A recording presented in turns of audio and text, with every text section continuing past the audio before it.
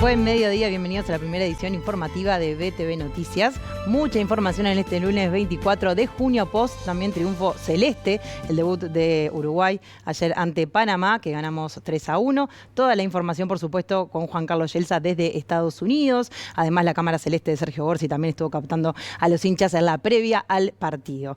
Pero también hace falta una semana nomás para las elecciones internas y tenemos cierre de campaña de varios de los precandidatos, así que ya vamos a compartir nuestros titulares.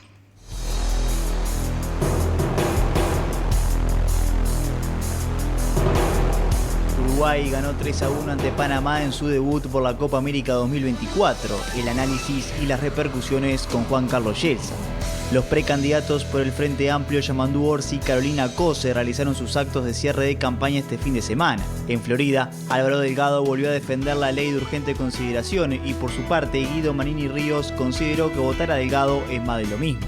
La Federación de Obreros y Empleados de la Bebida definirá este jueves si acepta las condiciones para la reapertura de la planta de la Fábrica Nacional de Cervezas en Minas. ¿Cuánto llovió este fin de semana y dónde se registró mayor volumen de precipitaciones? Análisis del profesor José Serra.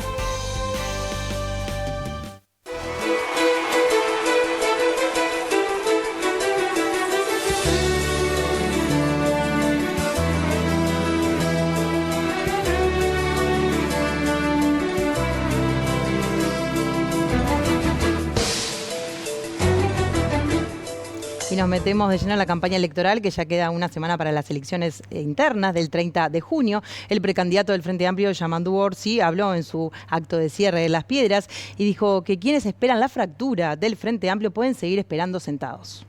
Queremos ganar la elección porque queremos transformar la realidad, incidir sobre la realidad para cambiarla. La realidad que queremos cambiar es esa, donde tenemos problemas. Y hoy los problemas, por ejemplo, de educación, ya llegó al colmo, donde sería hasta una novedad y hasta revolucionario que los gurises vuelvan a la escuela.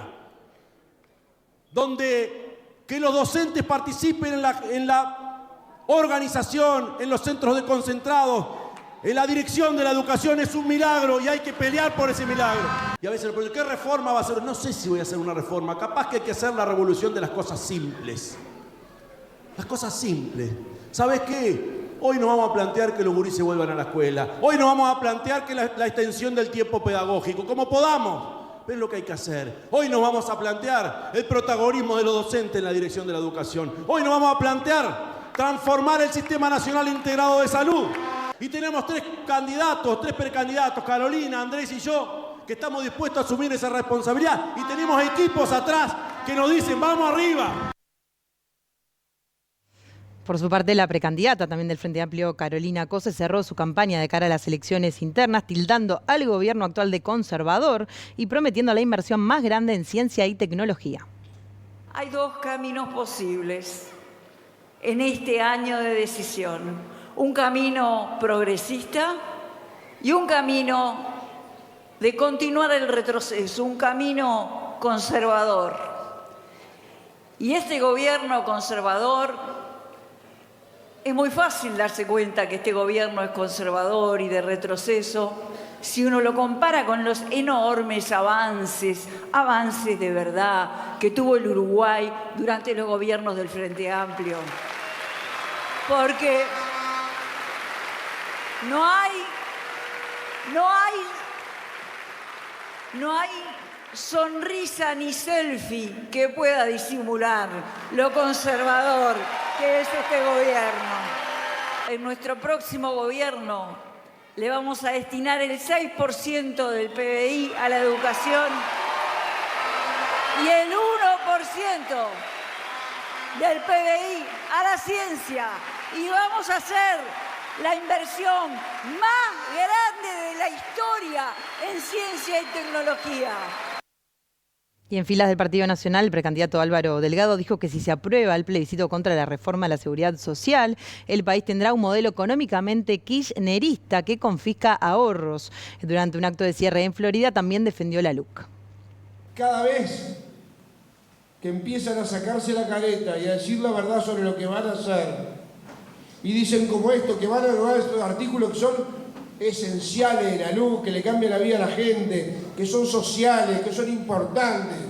y que tuvo efectos negativos y nada, tuvo efectos positivos y nada de lo negativo que decían que iba a pasar, pasó. ¿Qué pasa con si gana el Frente Amplio? Bueno, va a haber más impuestos, van a impulsar un plebiscito de la seguridad social que se va a votar y van a tener que tomar definición con las elecciones, que volvemos al modelo casi en Uruguay económicamente kirchnerista, donde nos confiscan 22.000 millones de dólares de ahorro voluntario a cada uno de nosotros, nuestros y de nuestros hijos. Pero además derogan la garantía sin alquileres, derogan el régimen de adopciones, derogan las normas que le generan el insulto para la policía, o sea, un delito de insulto para la policía, derogan las normas que permiten los alquileres sin garantía para los estudiantes. El candidato Robert Silva afirmó que siempre ha bregado por la unidad en el partido. Hizo referencia a las diferencias internas en un acto político a pocos días del cierre de campaña. Yo con los compañeros de partido no tengo ninguna diferencias personales, ninguna. He bregado por la unidad del partido desde el 7 de noviembre, que lanzamos este proyecto político. Pero sí quiero decirles con claridad que cuando tenemos visiones distintas respecto de los proyectos políticos que estamos construyendo, está bueno que se expliciten, está bueno que se digan, y eso no es agraviar. Porque ahí la gente que va a votar va a poder elegir entre una forma de ver las cosas y una forma de hacer las cosas. Nosotros sí creemos en el proyecto político que está en cercanía, que está al lado de la gente, que no es unidireccional, que nosotros no hacemos una propuesta, la transmitimos mirando una cámara y la gente nos vota. No, nosotros creemos en la construcción colectiva de las propuestas y de los proyectos y a partir de ahí pedirle a la gente que nos acompañe con su voto. Por supuesto que usamos lo que las tecnologías actuales nos permiten usar para hacer conocer y llegar con nuestra propuesta, pero creemos en el estar con el otro. Son visiones y formas de trabajar diferentes y nosotros lo tenemos que decir, con el respeto que se merecen los demás que estamos compitiendo hoy en la interna. Y Gabriel Gurméndez, el otro precandidato del Partido Colorado, realizó el cierre de campaña en el departamento de Rivera, lugar que visitó 7 veces durante esta campaña interna. Aseguró que ganará en ese departamento donde llegó a caballo. Realmente una demostración de que vamos a ganar en Rivera y vamos a ganar en todo el país. Fue una manifestación elocuente de apoyo político que a nosotros nos deja bien satisfechos con la campaña que hemos hecho. Hemos venido a todo el país, a todos lados, hemos estado muchas veces en Rivera y hoy se recoge, ustedes lo vieron, fue realmente una caravana de más de 300 caballos que a uno le da una señal muy fuerte política. Y a nivel del país es la misma cosa, en todos los departamentos estamos recibiendo esto y en Montevideo en particular lo que uno ve es la renovación y la juventud de abajo del partido, activa en la calle, trabajando por esta candidatura y eso me da una gran satisfacción. ¿Por qué hacer hoy el ingreso a caballo y no de otra forma? Porque lo hemos hecho de todas las formas posibles, nos faltaba entrar a caballo, porque la patria también se hizo a caballo y para adelante están las casas. Dejamos atrás por un momento de la campaña electoral y vamos a hablar de repercusiones de la visita del presidente Luis Lacalle Pou a Chile, porque el diario El Mercurio habló con él en una entrevista y Lacalle Pou dijo que se alegra y le parece bien la alternancia en el país, pero no tiene que significar el complejo refundacional. El presidente de la República, Luis Lacalle Pou, fue entrevistado por el diario El Mercurio de Chile cuando el mandatario se encontraba de visita en ese país debido al homenaje al expresidente chileno Sebastián Piñera. Lacalle Pou habló de la alternancia en el poder y dijo que me alegro de que pueda ganar la oposición siempre, capaz que no en mi país en esta elección, pero la alternancia en el poder es buena. Además, agregó que la alternancia en el poder no tiene por qué significar el complejo refundacional y eso es una cosa que Uruguay sostiene. Se construye en algunas cosas, pero se construye sobre un cimiento. En contraposición, el presidente dijo que el plebiscito de la reforma de la seguridad social impulsado por el PIT-CNT plantea una amenaza de destruir lo que se creó, que con coraje político y entendiendo la realidad del sistema provisional, llevó adelante la coalición de gobierno. Lacalle Pou remarcó la importancia y fortaleza de los partidos políticos en nuestro país. Entiende que la manera de incidir en la política y la vida de la gente es compitiendo en una elección, ganando escaños en la Cámara de Diputados, siendo senador, llegando al gobierno participando de una elección. Consultado por las elecciones en Venezuela que se realizarán el próximo 28 de julio, Lacalle Pou dijo que Maduro se cerró todas las puertas de salida y tiene miedo de irse del poder. El presidente catalogó como una dictadura a Venezuela y dijo que las mismas mueren por asfixia, no por voluntad. Ahora le damos la bienvenida a Lucía Betancourt, que se encuentra en el Banco Central y tiene novedades. Buen mediodía, Lu, ¿cómo andás? ¿Cómo están? El saludo para todos. Se acaba de inaugurar una muestra que estará disponible hasta el mes de septiembre sobre la fragata española Nuestra Señora de las Mercedes, que tiene más de 200 años de historia, y por eso le damos la bienvenida al ministro de Educación y Cultura, Paulo da Silveira, porque por supuesto tiene mucha historia, como les decía, la presencia de lo que fue esta fragata en nuestro país y el transcurso de la historia. Así lo hacían saber en esta inauguración. Sí, esta fragata es una pieza importante de la historia de la presencia española aquí en América durante los años de la colonia. Es una fragata que salió del puerto del Callao, en lo que entonces era el Virreinato del Perú, cargada, entre otras cosas, de miles y miles y miles de monedas de plata, por un valor que hoy es un valor prácticamente inestimable. Esa fragata pasó por el Estrecho de Magallanes, hizo escala en Montevideo y se dirigía a España. Atravesó con éxito el Atlántico y cuando estaba muy cerca del destino, enfrente a las costas de Portugal, tuvo un encontronazo, la fragata y otros barcos que la acompañaban, con una flota del Reino Unido, y los ingleses la hundieron. Y estuvo desde entonces perdida. Durante más de 2 siglos estuvo perdida, hasta que una empresa estadounidense que se dedica a ubicar barcos hundidos y tesoros la encontró. Eso dio lugar a un largo litigio entre el Estado español, que reivindicaba la propiedad, y la empresa que la había encontrado. Ganó el Estado español. Y desde entonces se han hecho muchas expediciones, está muy abajo, está a más de 1000 metros de profundidad lo que queda de la fragata.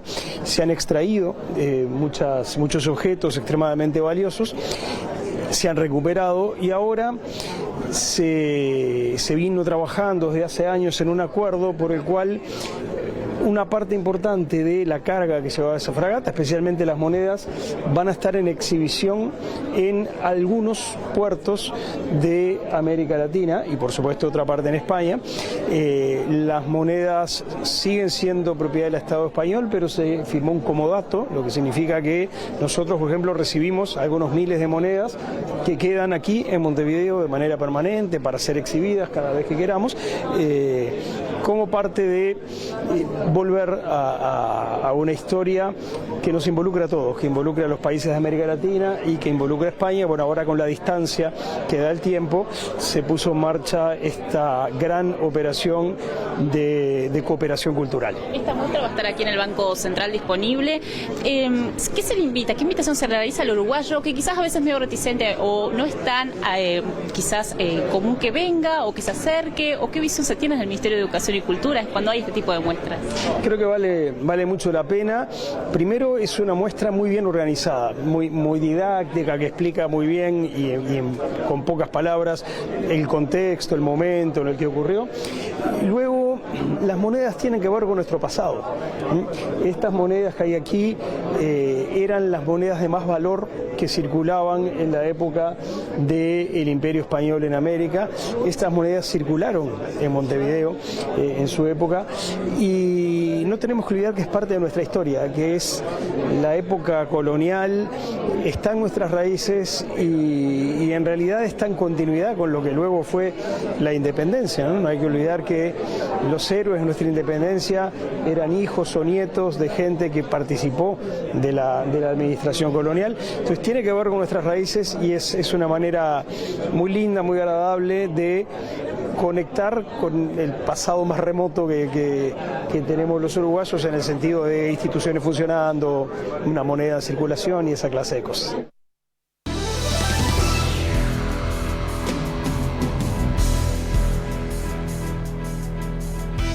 Ahora vamos a hablar de lo más destacado a nivel internacional. Al cumplirse ya 11 días de la desaparición del niño Loan, de 5 años, un niño argentino, la justicia de ese país considera que fue raptado y entregado a una banda de trata de personas en Paraguay. Compartimos estas y otras noticias del mundo exterior. Hoy se cumplen 11 días desde la última vez que vieron a Loan, el niño de 5 años que desapareció en Corrientes. En las próximas horas declararán las últimas personas arrestadas. Si bien siguen los rastrillajes cerca de la casa de su abuela, donde fue visto por última vez, toma fuerza la hipótesis de que podría haber sido secuestrado y que el caso estaría vinculado a una posible trata de personas. Este lunes ha sido declarado día de luto en Sebastopol con la cancelación de actos públicos tras los ataques sobre Crimea. Las autoridades rusas informaron de la muerte de 6 personas y de más de un centenar de heridos en ataques ucranianos con drones y misiles este domingo. Mientras, el segundo día de bombardeos aéreos rusos sobre Kharkov, en el noreste de Ucrania, mató al menos una persona. La segunda ciudad ucraniana se ha transformado en el objetivo prioritario de Moscú. La región del Dagestán, de mayoría musulmana, fue objeto de ataques coordinados contra una iglesia, una sinagoga y un puesto de policía.